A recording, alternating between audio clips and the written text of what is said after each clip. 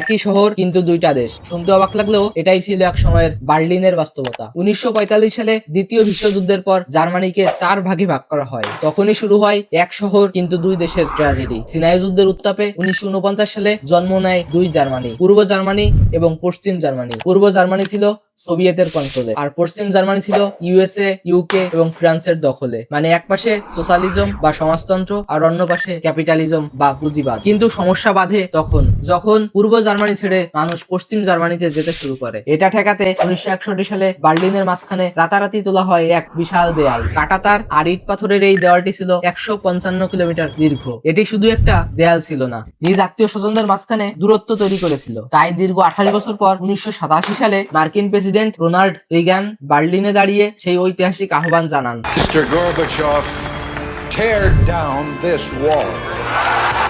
অর্থাৎ এই দেয়াল ভেঙে ফেলুন। অবশেষে 1989 সালে পূর্ব জার্মানির সাধারণ মানুষের আন্দোলনের মুখে এই সীমান্ত খুলে দেওয়া হয়। হাজার হাজার মানুষ ঝাঁপিয়ে পড়ে এই দেয়াল ভাঙতে। পরের বছর 1990 সালের 3 অক্টোবর আবার দুই জার্মানি এক হয়। বার্লিন দেয়াল আজও আমাদের শেখায় বিভেদের চেয়ে ঐক্যের শক্তি অনেক বেশি। ভিডিওটি ভালো লাগলে শেয়ার করুন এবং ফলো ও সাবস্ক্রাইব করে সাথেই থাকুন। ধন্যবাদ।